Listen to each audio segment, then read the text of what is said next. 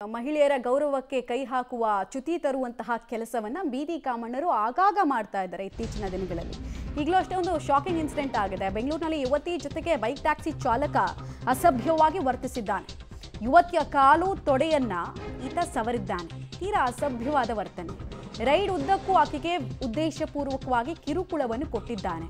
ಬೇಕು ಅಂತ ಮಾಡಿದ್ದಾನೆ. ಇಂಟೆನ್ಷನಲ್. ಯುವತಿಯ ಕಾಲಿನ ಮೇಲೆ ಚಾಲಕ ಕೈ ಇಡುವ ದೃಶ್ಯ ಕೂಡ ಮೊಬೈಲ್ನಲ್ಲಿ ಸೆರೆಯಾಗಿದೆ. ನವೆಂಬರ್ 6 ಸಂಜೆ 4 ಗಂಟೆ ಅಷ್ಟೊತ್ತಿಗೆ ಆಗಿರೋದಿದ್ದು. ರಾತ್ರಿ ಲೇಟ್ ನೈಟ್ ಏನಲ್ಲ, 4 ಗಂಟೆ ಬೆಳಕಿರೋ ಟೈಮು. ಸಾರ್ವಜನಿಕರು ಹೆಚ್ಚಾಗಿ ಓಡಾಡೋ ಟೈಮ್ನಲ್ಲೇ ಕೈ ಕಾಲು ಸವರ್ತಾನೆ. ಅದನ್ನು ಆಕೆ ವಿಡಿಯೋ ಮಾಡ್ಕೊಂಡಿದ್ದಾಳೆ. 1-2 ಸಲ ಅನ್ಇಂಟೆನ್ಷನಲ್ ಅನ್ಕೊಂಡ್ರು. ಬೇಕು ಅಂತ ಕೈ ಇಟ್ಟಿದ್ದಾನೆ.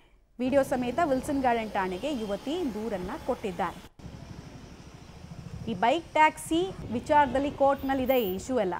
ಬಟ್ ಆದರೂ ಕೂಡ ಕೆಲವು ಈ ಊಬರ್ ಸೇರಿದಂತೆ ಬೇರೆ ಬೇರೆ ಸಂಸ್ಥೆಗಳು ಬೈಕ್ ಟ್ಯಾಕ್ಸಿ ಸೇವೆಯನ್ನು ಇನ್ನೂ ಪ್ರೊವೈಡ್ ಮಾಡ್ತಿದೆ. ಗೊತ್ತಿರೋ ವಿಚಾರನೇ ಅದು.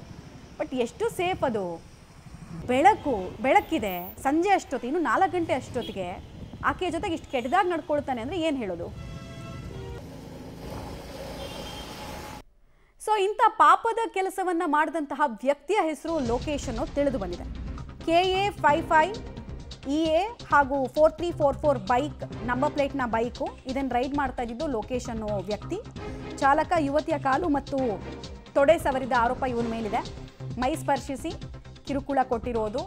ಎಷ್ಟು ಸಲ ಆಕೆ ಅದನ್ನು ಸರಿ ಮಾಡಬೇಡಿ ಅಂತ ಹೇಳಿದ್ರು ಕೂಡ ಮತ್ತೆ ಮಾಡಿರೋದು.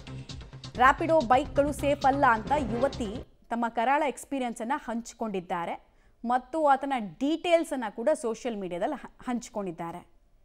ಈ ಕೃತ್ಯಕ್ಕೆ ಕ್ಷಮೆ ಇಲ್ಲ. ಕಾನೂನಿನ ಮೂಲಕ ಯಾವ ಕೈಯನ್ನಿಟ್ಟಿದ್ದ ಆ ಕೈಯನ್ನು ಮುರಿಬೇಕಷ್ಟೇ.